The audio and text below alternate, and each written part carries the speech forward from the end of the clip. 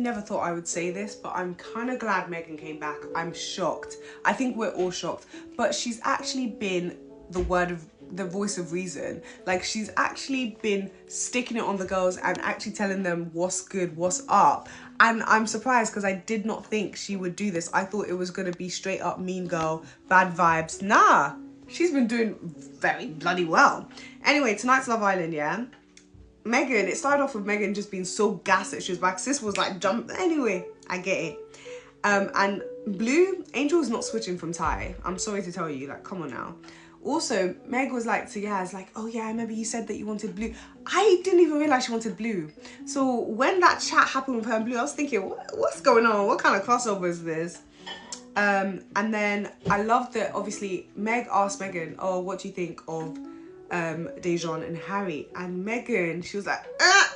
And then she just spilt the tea. She just said, yeah, they made you look like an imbecile, this. And then Meg kept saying, oh, but we're boyfriend and girlfriend now. But we're boyfriend and girlfriend now. But girl, just because you're boyfriend and girlfriend now doesn't make a difference to his behavior. Like, that's absolutely wilding. Sorry. And then Helena kept saying, oh yeah, I'm standing on business now. I've got boundaries. I'm like, girl, okay, that's what you think. And then Blue was flirting with Yaz right in front of Jamie. I found that crazy. Like, that was very ballsy of him.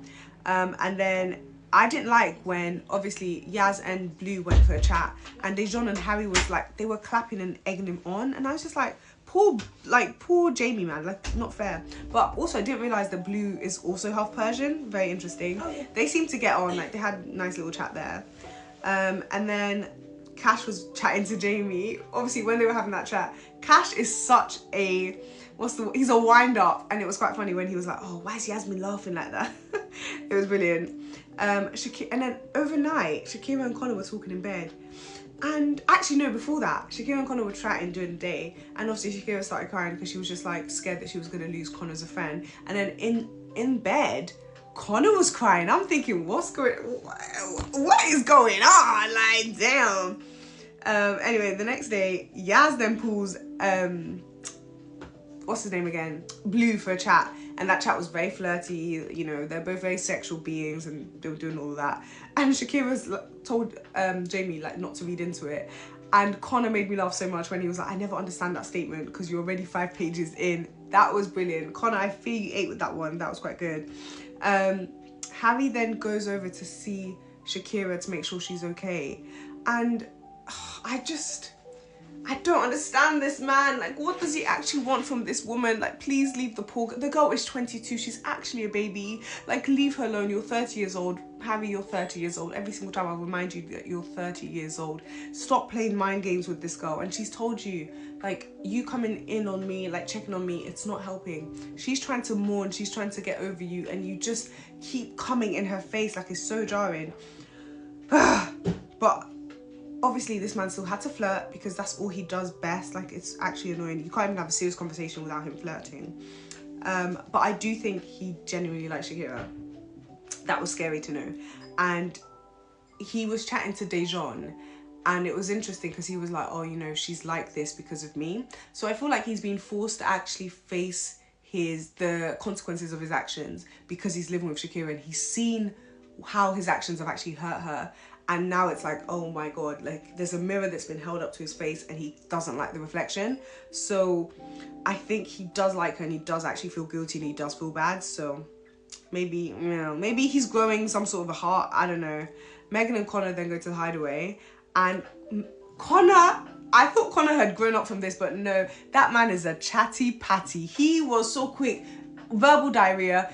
Exposed everything to Meghan. And obviously Meghan is going to go and tell everyone, like, come on, Connor. Anyway, he then sets his hat aside, ready to kiss this girl. And he goes in for a kiss. She pied him. Honestly, I was so happy that she pied him because he needed his ego to be checked. Because the fact that before I've even given you a sign that I'm ready to kiss you, you've already moved your hat so we can kiss, you're crazy. So well done, Meghan. I never thought I'll be rooting for this girl, but here I am. Well done, Meghan.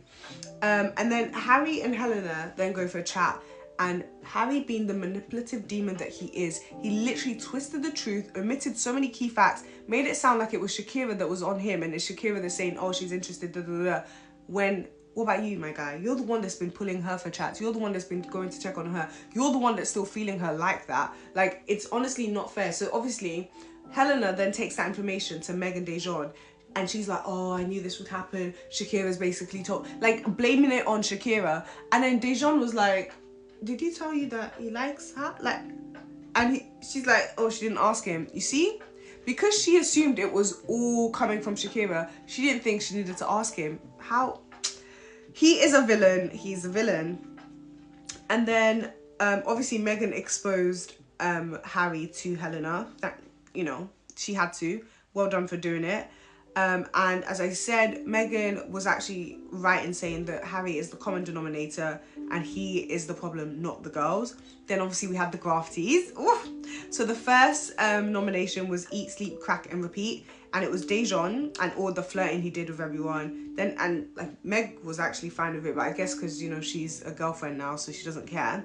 Helena, she was exposed with her flirting with like Harrison and everything. And then Harry literally tried to fight this girl. And I'm just like, wow, you hypocrite. And then it was Connor. And obviously it was just his whole track record of kissing girls. Just, that boy can kiss everyone. It's crazy. Anyway, Dejan won that. And he was like, you know, I've got an outrageously beautiful woman.